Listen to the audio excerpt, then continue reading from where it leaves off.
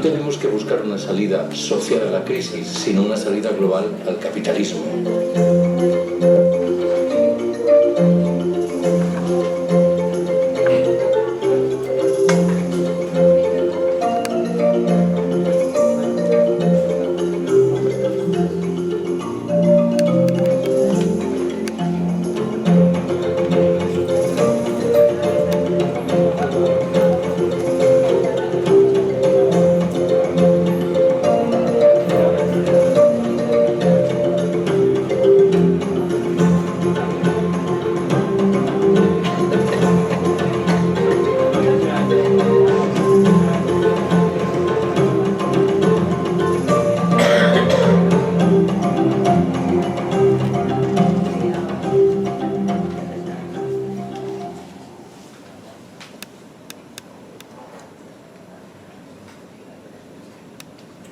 Bé, comencem. Bona tarda. Primer de tot, moltes gràcies per acompanyar-nos un any més a l'Escola d'Estiu de Catalunya. Dins dels nostres estatuts o objectius principals tenim el fet de tractar d'aconseguir una societat millor informada i crítica per tal d'assolir el canvi social que volem. I creiem que l'Escola d'Estiu és un gra de sorra més dins de totes les activitats que fem tant aquí com altres col·lectius afins a nosaltres per arribar a aquest objectiu del canvi i de la transformació social. Cada any tractem que l'escola d'estiu tingui un fil conductor que doni sentit a totes les xerrades i ponències que anirem veient des d'avui amb el Carlos fins al divendres vinent. I per què hem buscat aquest any parlar de democràcia, desigualtat, exclusió i privilegis? Bé, creiem que en un moment de crisi econòmica o estafa financera, que cadascú pugui escollir la definició que prefereixi, ha passat una cosa curiosa i que no és normal que passi en aquest país, que és les classes populars han demandat més democràcia per tal d'enfrontar-se en aquesta situació. Normalment hi ha hagut altres actituds abans de crisis materials, però en aquest país s'ha decidit aquesta demanda de més democràcia. I aquesta demanda de més democràcia, com l'entenem? Doncs és el que volem parlar durant aquesta setmana, perquè tots tenim molt clar que no formem part de les elits econòmiques, la gent que som aquí, i veiem molt clar com aquestes elits econòmiques cap a nosaltres, doncs el patiment o els seus privilegis com cauen sobre nosaltres. Però més enllà de la part econòmica, que també en parlarem, volem posar sobre la taula altres aspectes d'aquestes exclusions i d'aquests privilegis. Aprofitant que tinc el Carlos aquí al costat, ell parla sovint als seus llibres o als seus articles sobre uns deutes més enllà de l'econòmic, com és el deute amb els països del sud, o el deute amb les dones, o el deute amb les generacions futures.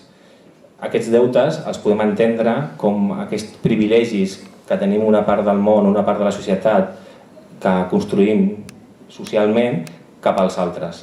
El fet de ser homes, blancs, occidentals, heterosexuals, tots aquests condicionants que van més enllà de la part econòmica són factors d'exclusió i privilegi cap a la resta de persones que conviuen amb nosaltres, i d'això en volem parlar durant tota la setmana. Si veieu el programa, dilluns parlarem d'aquestes generacions futures, parlarem d'educació i de tecnologia. Dimarts us centrarem en tota la part econòmica, privatitzacions, TTIP, tractats internacionals, fiscalitat. Dimecres volem abordar la part de gènere i desigualtat. Dijous parlarem de repressió, de l'exclusió de l'altre, del migrant, del diferent, i intentarem acabar el divendres, que no acabi amb el pessimisme després de sentir 5 dies de desigualtats, i volem parlar d'eines o de capacitats o de mecanismes que ens portin a aquest canvi social. Llavors parlarem de renda bàsica o parlarem de cooperativisme, de créixer, per tractar això, com deia, que al final el fil conductor ens porti a tenir unes sortides per poder tenir mecanismes d'acció cap al món en el qual vivim. Res més, us demano que ens acompanyeu tota aquesta setmana. A fora tenim una taula amb llibres que seran útils tant per vosaltres com per nosaltres, perquè ens ajudarà a poder tenir ingressos econòmics i poder continuar fent la feina que fem. També tenim un llistat, si voleu apuntar, per rebre informació o formar part d'ATAC Catalunya. I no m'estendré molt més perquè voleu sentir parlar el Carlos i no a mi. Així que us deixo amb el Carlos, professor de Ciències Polítiques i d'Administració de l'Autònoma de Madrid, que avui ens parlarà de des de baix o des de dalt. Quina societat volem? Moltes gràcies per acompanyar-nos un any més.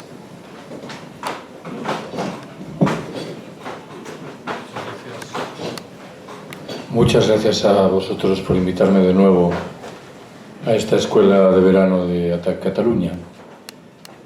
Lo que yo me propongo hacer aquí en los próximos minutos es trasladaros mi visión de dónde estamos y de cuáles son las que entiendo que son las principales tareas que tenemos que acometer.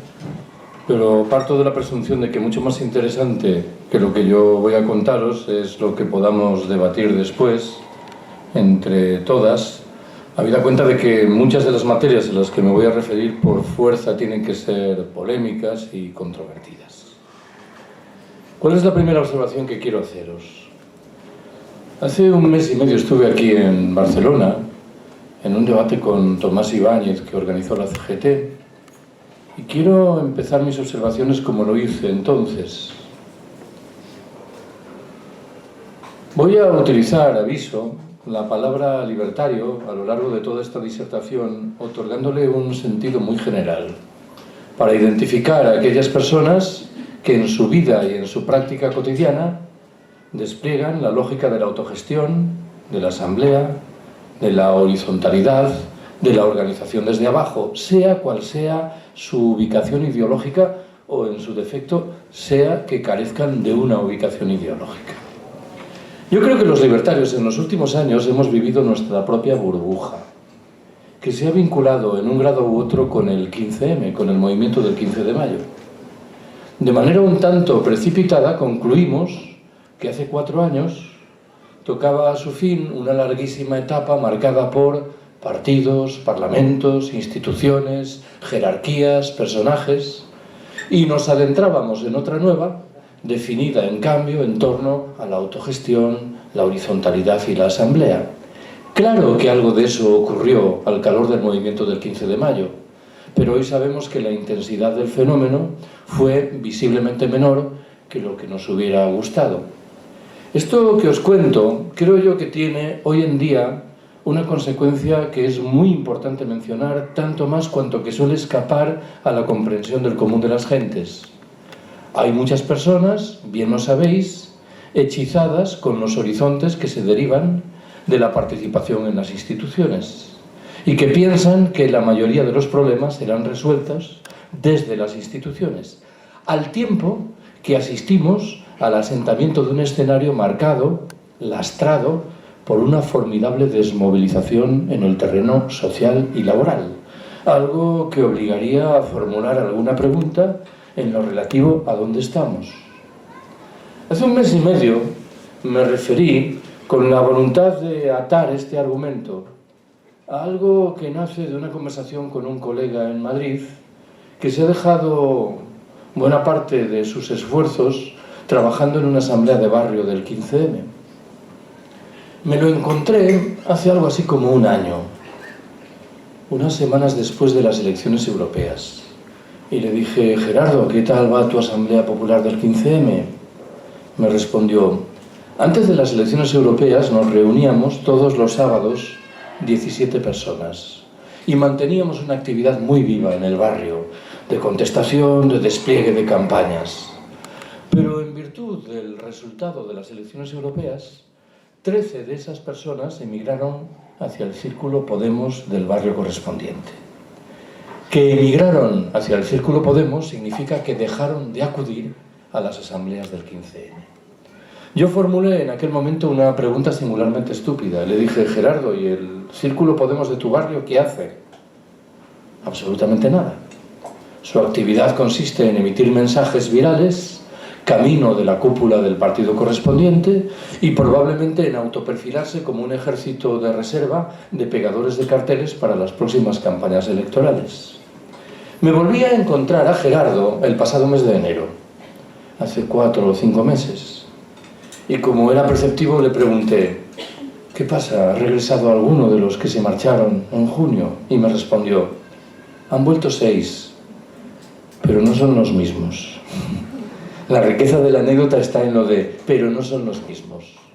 Están muy quemados con Podemos, pero se encuentran en las asambleas del 15M de manera más bien desvaída, sin saber muy bien lo que hacer. A mí me interesan los 4 que se quedaron, porque creo que reflejan una visión del mundo y un compromiso con aquello que fue materialmente el 15M, que merece ser respaldado porque, entre otras cosas, bien puede convertirse en el cimiento para que cuando tantas otras gentes regresen rebotadas del sueño de la acción institucional, haya algo materialmente interesante que ofrecerles. Porque esas gentes, más allá de que yo interprete que se equivocan en el diagnóstico de los hechos, merecen respeto y apoyo. Segunda observación que quiero haceros. Hace medio año, en una radio alternativa en Zaragoza, me formularon una pregunta precisa. Me dijeron, ¿no es verdad que el municipalismo tiene una honda tradición de presencia en el mundo libertario?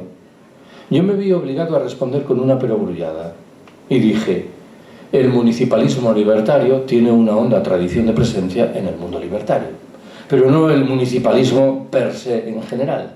Es verdad, por decirlo de otra manera, que en el mundo libertario ha habido de siempre una apuesta en provecho del municipio libre, autogestionado, descentralizado, hoy diríamos probablemente relocalizado.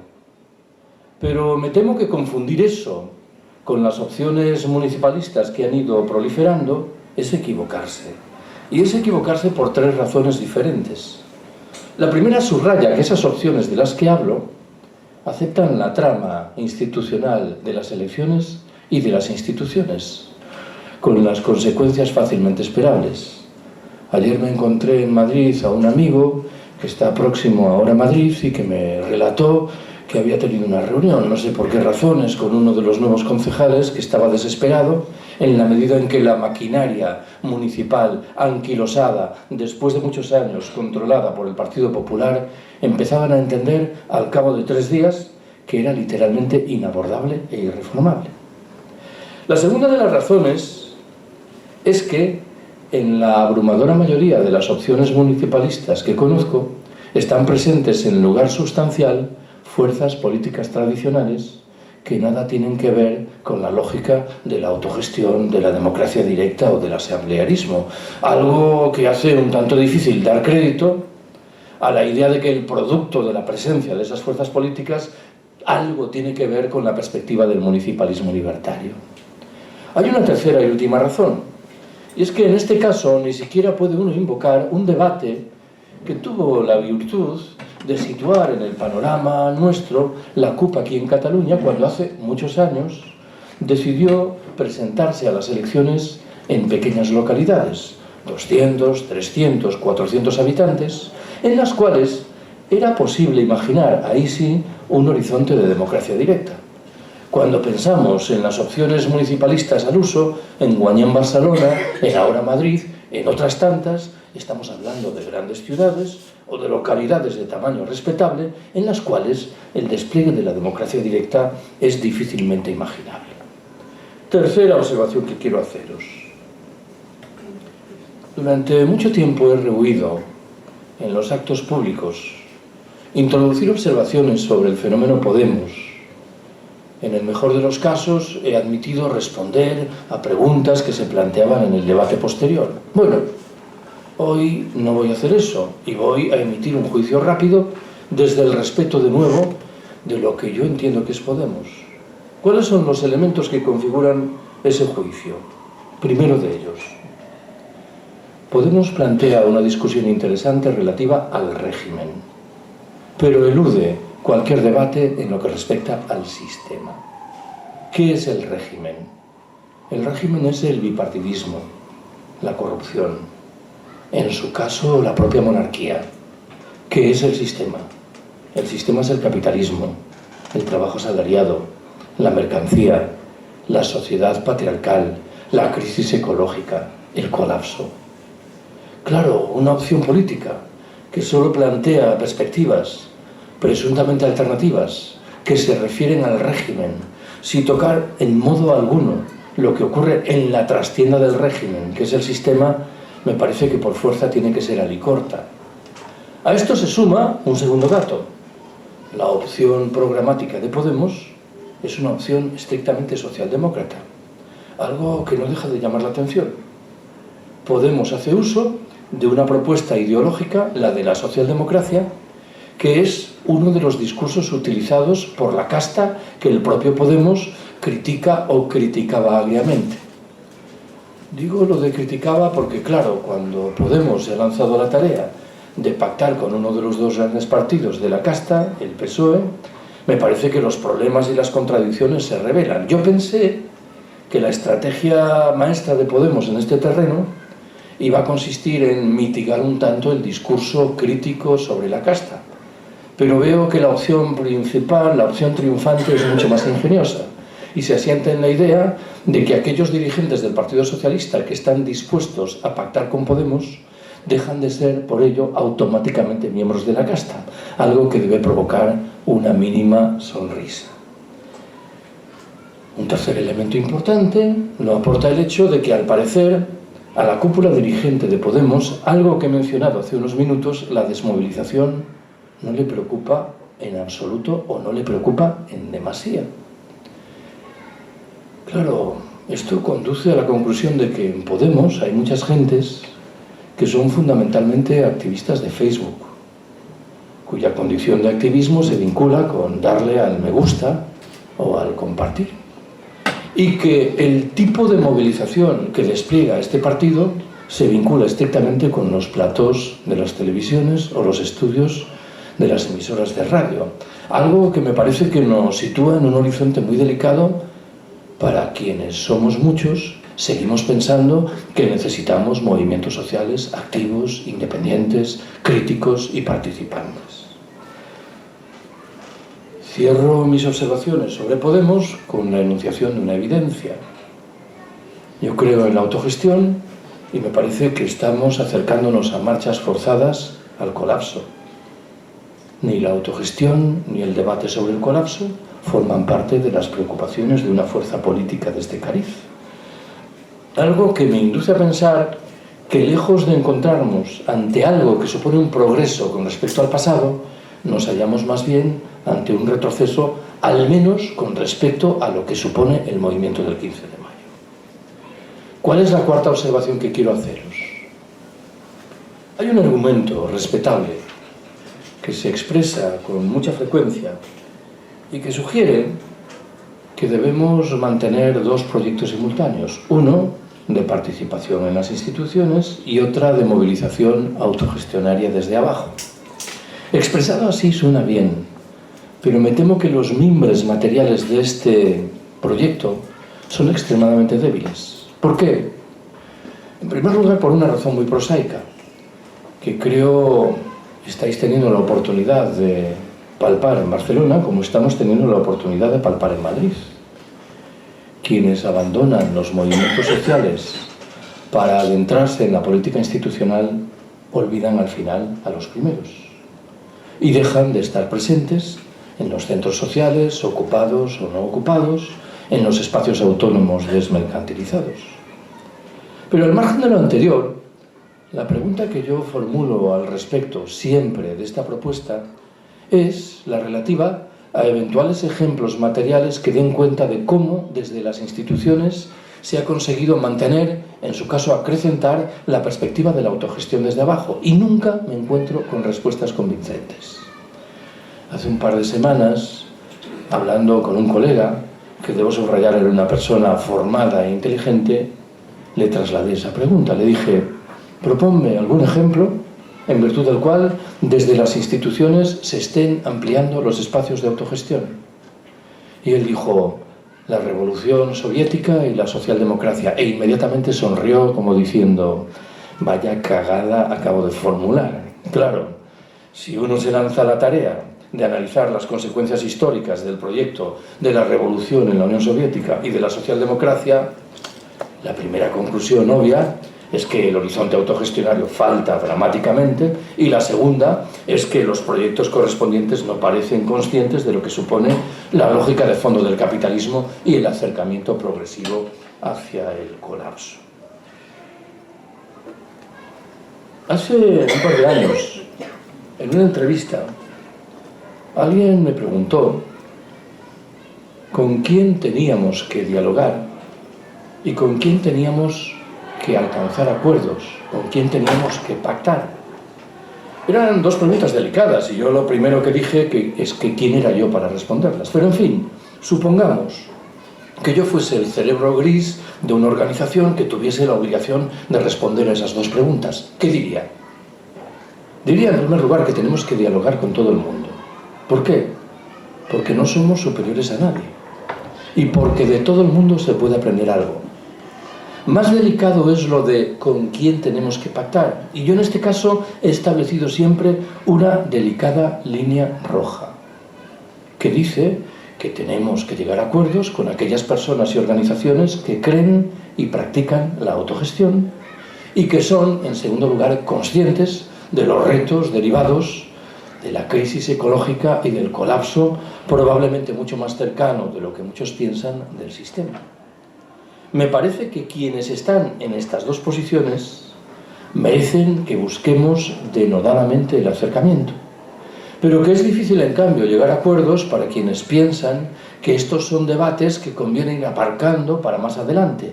Llevamos tantos años aparcándolos para más adelante que la opción correspondiente creo que es un error palmario y además muy visible, muy fácilmente perceptible. Quinta observación que quiero hacer.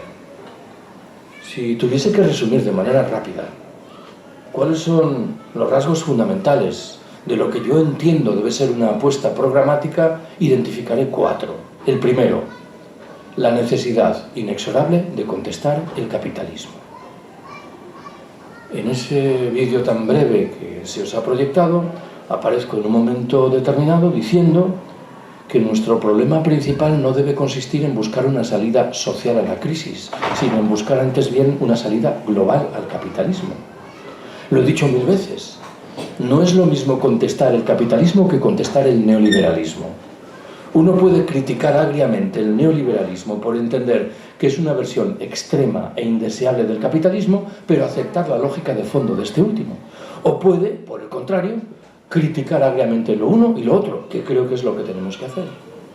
El segundo de esos fermentos ideológicos es la defensa de la democracia directa, de la acción directa y de la autogestión. Me quedo con esta última palabra. La idea de que debemos hacer un esfuerzo inconmensurable para articular desde abajo nuestras fórmulas organizativas, procurando reducir al máximo dependencias con respecto arriba. He señalado muchas veces que este es un país en el que la cultura y las prácticas autogestionarias tuvieron un peso ingente antes de 1936. No preciso explicároslo. Estamos en la obligación de preguntarnos qué ha quedado de todo eso. Y me temo que el panorama es abrumador. Siempre formulo al respecto la misma observación con un punto de ironía. Los dos sindicatos mayoritarios españoles, Comisiones Obreras y la UGT, con centenares de miles de afiliados, con recursos económicos razonablemente importantes, ¿qué tipo de proyecto de autogestión desde abajo han sido capaces de perfilar en las 3 últimas décadas? Una modestísima agencia de viajes. Algo que me temo que retrata cabalmente la deriva del movimiento obrero español. El tercero de los fundamentos de esa propuesta programática tiene que huir de una superstición muy extendida, la de que el Estado es, por definición, una institución que nos protege. Al respecto, cabría recordar, antes que nada, y por razones obvias, la dimensión represiva, militar, policial, carcelaria, autoritaria que corresponde a la institución Estado. Pero el debate principal al respecto, no me engaño, es el que se refiere a los llamados estados del bienestar. Quiero recordaros que los estados del bienestar son formas de organización económica y social propias y exclusivas del capitalismo, que dificultan hasta extremos impensables el despliegue de prácticas de autogestión desde abajo, que beben de la filosofía mortecina de la socialdemocracia y del sindicalismo de pacto, que no han venido a liberar, como anunciaban, a tantas mujeres víctimas hoy de una triple o de una doble, al menos, explotación, que no tienen ninguna condición ecológica solvente, tanto más cuanto que la figura del estado del bienestar emergió en un momento histórico, la llamada era del petróleo barato, visiblemente terminado, o en fin, que no muestran ninguna condición solidaria con los habitantes preteridos de los países del sur. Identifico un cuarto elemento que no es estrictamente problemático, pero que es, desde mi punto de vista, vital en la comprensión de hechos básicos. La conciencia de que formamos parte del sistema que queremos echar abajo, de tal suerte que los principios, los valores, la lógica del sistema influyen y poderosamente sobre nuestra conducta. Dentro de unos momentos voy a defender la necesidad inexorable de trabajar por la despatriarcalización de nuestras sociedades. Y hablo de necesidad inexorable en virtud de un argumento muy preciso. También voy a defender la construcción de espacios autónomos, autogestionados y desmercantilizados. Esos espacios existen ya, las cooperativas integrales, las ecoaldeas. En ellas, en muchos casos, se ha progresado en efecto en el camino de la autogestión y de la desmercantilización. Y, sin embargo, perviven incólumes las reglas del juego de la sociedad patriarcal. Algo que me invita a concluir que los problemas correspondientes en modo alguno los hemos resuelto. ¿Cuál es la sexta observación que quiero haceros? El año pasado, aquí mismo ya me refería a esto. Tenemos que hacer todo lo que esté en nuestras manos para huir de la perspectiva cortoplacista aberrante que marca el discurso político tradicional que escuchamos todos los días en los medios. Y para hacerlo, desde mi punto de vista, nuestra opción tiene que incorporar 5 verbos: decrecer, desurbanizar, destecnologizar, despatriarcalizar, lo acabo de decir, y descomplejizar nuestras sociedades.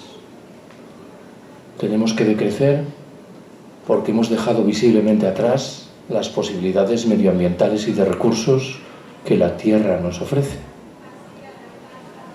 Tenemos que pelear por desurbanizar nuestras sociedades porque mucho me temo que la mayoría de nuestras ciudades se nos han ido de la mano y son hoy gigantescos mastodontes cada vez más invivibles. Con otro punto de ironía sugerí varias veces que la opción inicial, que se llamaba Ganemos Madrid, debía apostar drásticamente por modificar su nombre y convertirse en Perdamos Madrid. E incluso, si había lugar a una escisión, convertirse en Perdamos Madrid definitivamente, ¿no? Que era el movimiento que yo preconizaba. Pero he hablado también de la urgencia de destecnologizar nuestras sociedades, o al menos, por emplear el argumento de manera más mesurada, de sopesar hipercríticamente cuál es la condición aparentemente liberadora de muchas de las tecnologías que el sistema nos regala generosamente. Me he referido a la necesidad de despatriarcalizar nuestras sociedades. Permitidme que recuerde, y es un dato entre muchos, que el 70% de los pobres que hay en el planeta son mujeres. Es un porcentaje muy llamativo. No me estoy refiriendo a un 52% de mujeres pobres confrontado con un 48% de varones. Me estoy refiriendo a la distancia abismal que separa un 70% de un 30%. Y he hablado, en fin, de la conveniencia de descomplejizar nuestras sociedades. Hemos aceptado sociedades cada vez más complejas, con un correlato muy delicado. Cada vez somos más dependientes. Si queremos recuperar independencia, tendremos que apostar inexorablemente por descomplejizar nuestras sociedades. Muchas veces he recordado cómo mi buen amigo Ramón Fernández Durán, infelizmente fallecido hace 4 años, llamaba incansable la atención sobre una excelsa paradoja. Muchos de los desheredados del planeta, habitantes de los países del sur, se encuentran paradójicamente en mejor posición que la nuestra para hacer frente al colapso que se avecina. ¿Por qué? Viven en pequeñas comunidades humanas. han preservado una vida social mucho más rica que la nuestra, han mantenido una relación mucho más fluida con el medio natural y, en último término, son, paradójicamente, mucho más independientes de lo que lo somos nosotros. Imaginad qué es lo que puede ocurrir si a un país como este dejan de llegar los suministros de petróleo. Todo esto se desmorona de la noche a la mañana. Algo que creo hace cada vez más urgente que peleemos por sociedades menos complejas. ¿Cuál es la séptima observación que quiero haceros? No me gustaría esquivar, estando como estoy en Barcelona, las circunstancias que rodean al proceso soberanista catalán, en general, a los procesos soberanistas. Es esta una materia espinosa dentro del propio mundo libertario. Es verdad que en el mundo libertario hay muchas gentes que interpretan con argumentos muy sólidos que las naciones y los nacionalismos son invenciones perfiladas por las burguesías correspondientes en descarado provecho de la defensa de sus intereses más obscenos. Pero hay otros pensadores libertarios que consideran que el escenario es más complejo y que uno debe analizar de manera muy detallada cuáles son las circunstancias de cada lugar y de cada momento histórico. Por ejemplo, hay un sinfín de textos de Bakunin que llaman la atención sobre las naciones castigadas por los imperios. Yo creo firmemente en el derecho de autodeterminación y creo en ese derecho por reducción al absurdo, porque me resulta extremadamente difícil imaginar que alguien que dice defender la democracia en alguna de sus manifestaciones puede sostener que no es saludable que se le demande a los habitantes de un país si desean seguir viviendo en el estado en el que han vivido o desean buscar una fórmula distinta. Me parece que esto es de cajón. Hace un par de años, en un órgano de expresión de uno de nuestros sindicatos libertarios, no recuerdo en cuál, un artículo aparecía encabezado con un titular que a mí se me antojó conflictivo. Decía: los anarquistas españoles antes de 1936 no eran independentistas. Intuyo lo que se quería decir, pero la expresión me parecía un tanto abrupta. ¿Por qué? Porque yo creo que fundamentalmente lo que eran independentistas, en el buen entendido de que defendían la independencia en todos los órdenes imaginables. Lo digo de otra manera. Anteayer, en otra entrevista en Madrid, el periodista me preguntó por esto y yo le dije que lo que sería lamentable es que en el mundo libertario, más allá de enunciar las críticas preceptivas y razonables de las miserias del nacionalismo catalán, no hiciésemos otro tanto con el nacionalismo de Estado español. Porque entonces me temo que nuestra apuesta sería por una ratificación lamentable del statu quo y del Estado español. Yo creo que la mayoría de los libertarios en Cataluña lo entendieron bien el pasado otoño, cuando decidieron respaldar la campaña de lo que se dio en llamar el no sí, que me imagino conocéis. Es verdad que era una campaña un poco ficticia en la medida en que las dos preguntas oficiosas del referéndum no la propiciaban. La primera rezaba: ¿quiere usted un Estado catalán? La respuesta nuestra era no. ¿Quiere usted un Estado independiente? Nosotros preferíamos trucar la pregunta y decir: ¿quiere usted una Cataluña independiente? Y la respuesta entonces era sí. Creo que era una forma inteligente de plantear la discusión. Y creo que en esa perspectiva hay mucho trabajo que realizar. Pero en cualquier caso, yo entenderé que ontológicamente, por definición, un libertario estará por la independencia de todas las instancias políticas que podamos imaginar. Octava observación que quiero haceros. Hace un par de meses, cuando Cecilia me escribió para invitarme a participar en este acto, recuerdo que me dijo que quería que hablase también algo de los medios de comunicación. Debo confesaros que no soy un experto en la materia.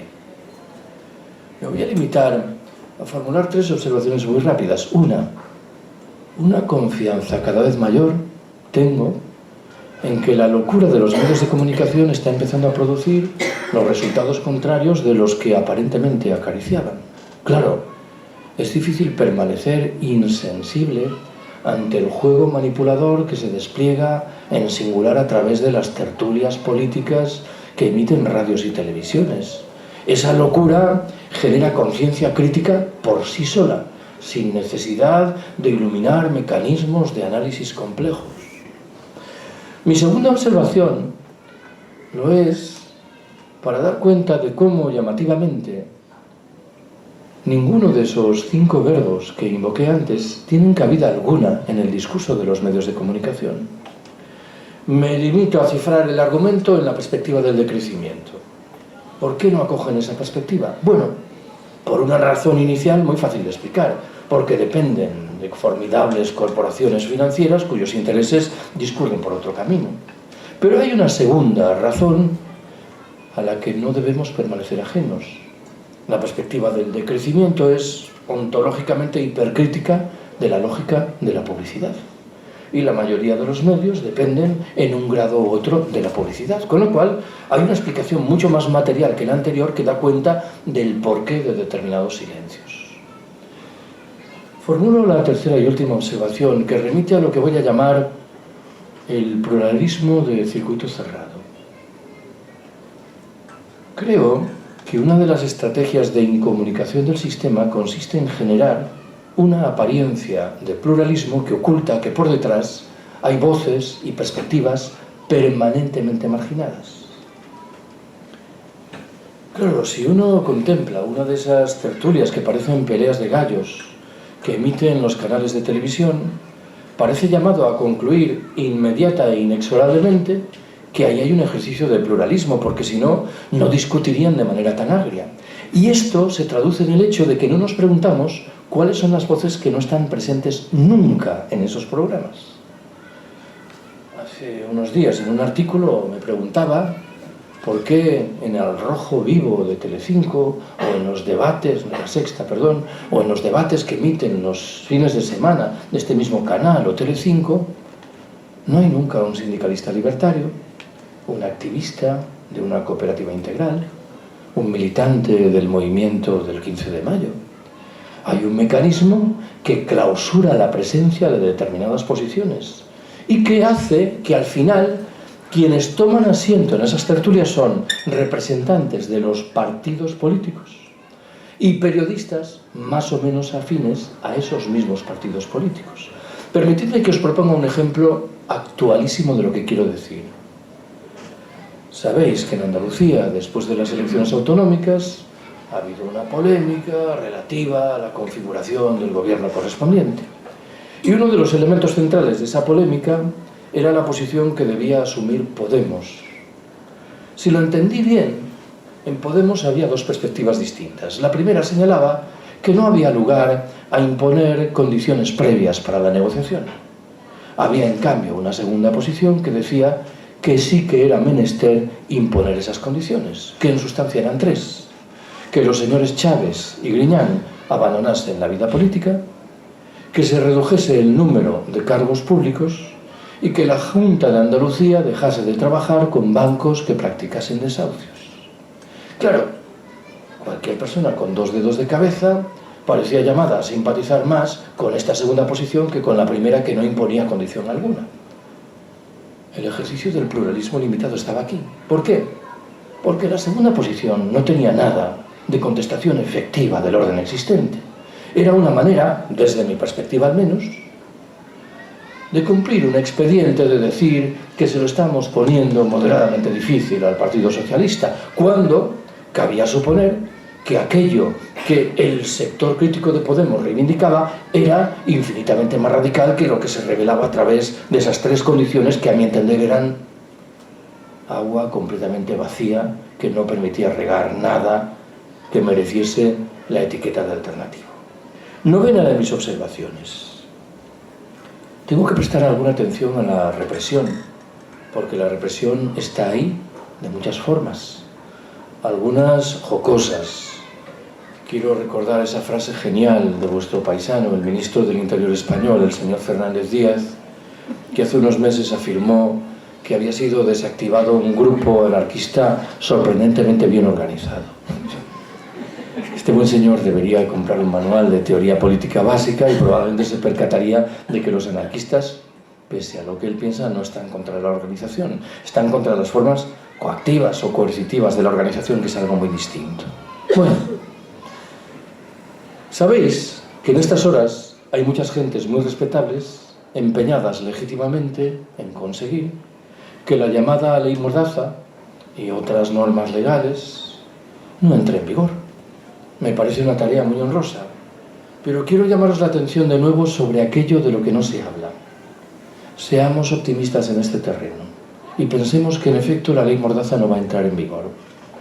¿En dónde nos quedamos? En el escenario en el que estamos, que es suficientemente tétrico por sí solo. El caso Alfón en Madrid no ha reclamado del despliegue de la Ley Mordaza ni de los cambios en el Código Penal. Esto significa que si queremos tomarnos en serio esta tarea, no basta con contestar la Ley Mordaza. Tendremos que rebobinar hacia el pasado. Y tendremos que hacerlo por una razón poderosa entre muchas.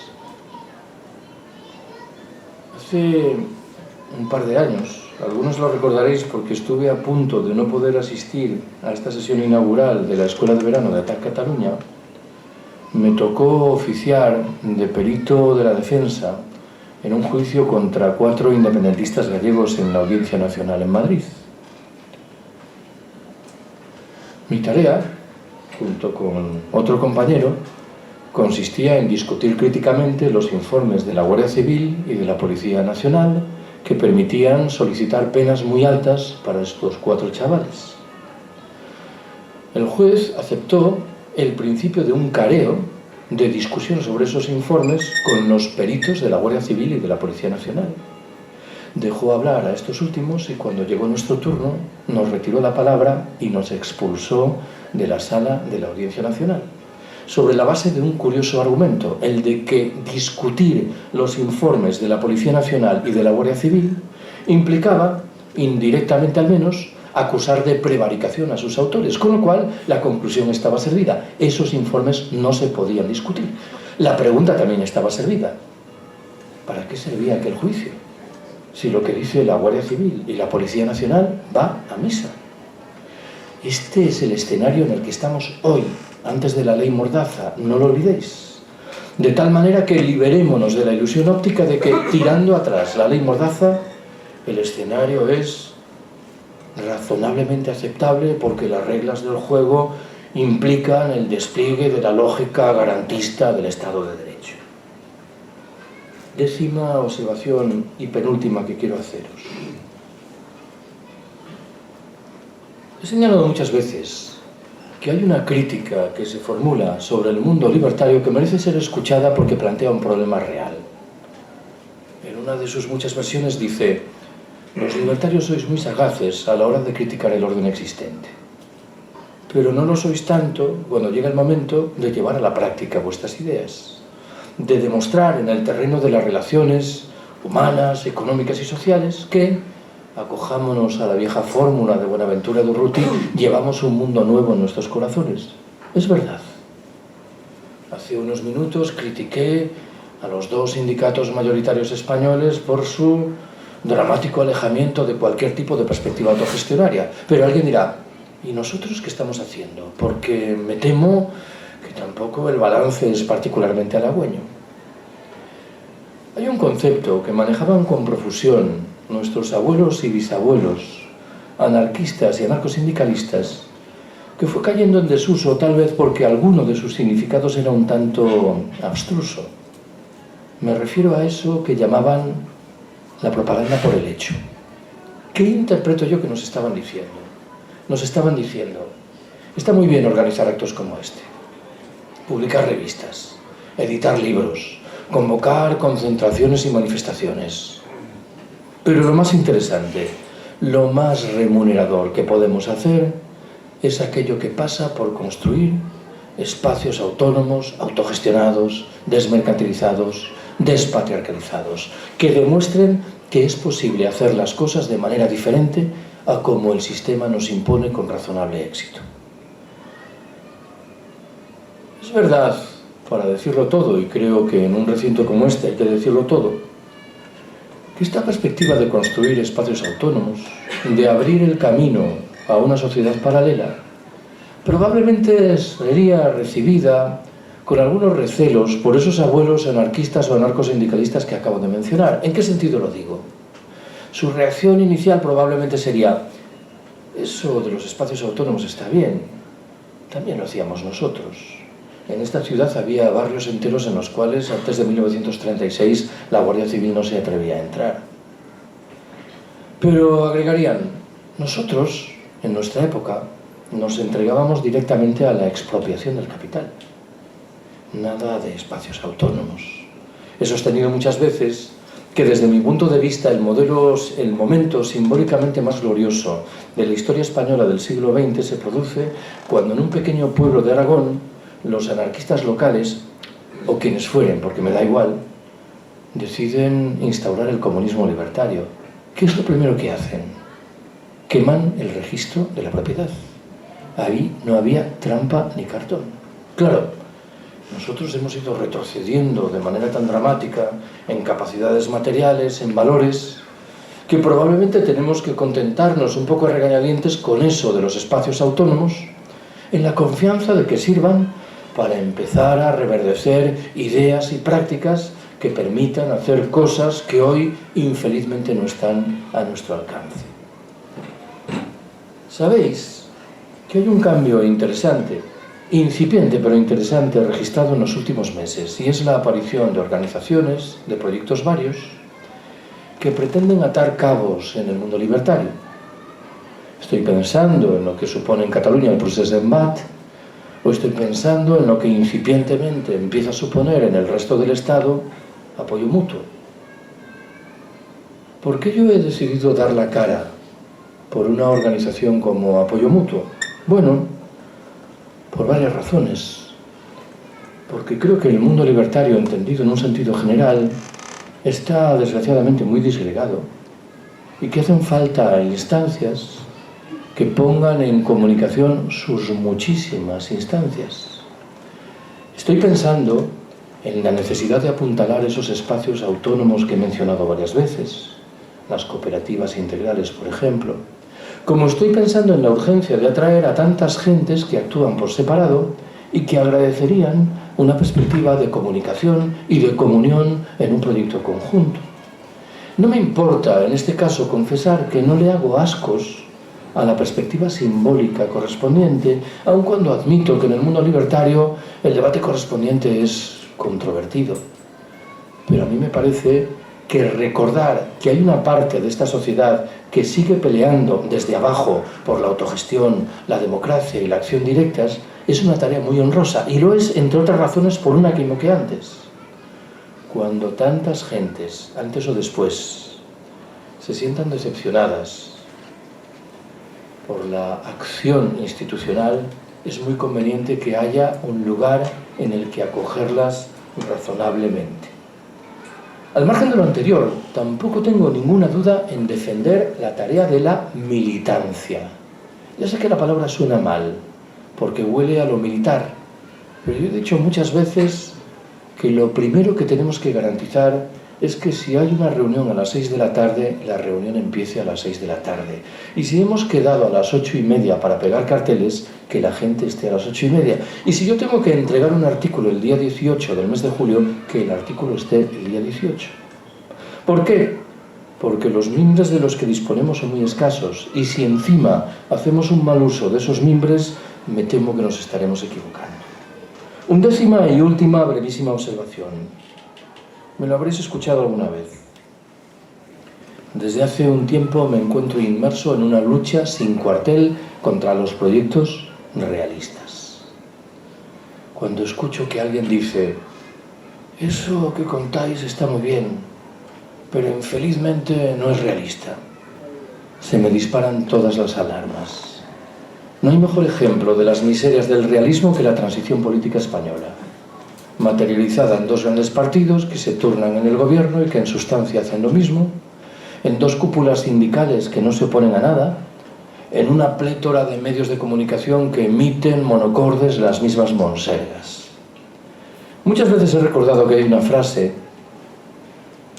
muy sonora y un poco descortés de Bernanos, el novelista católico francés, que a mi entender da plenamente en el clavo de la cuestión. La frase dice, el realismo es la buena conciencia de los hijos de puta. Invocan la realidad como si viniese dada por la naturaleza y fuese, en consecuencia, literalmente inabordable e irreformable, cuando con toda evidencia es la realidad que ellos mismos han forjado en descarado provecho de la defensa de sus intereses más mezquinos. En estas condiciones, creo yo, y acabo, que tenemos que ser orgullosamente no realistas. Muchas gracias por haberme escuchado.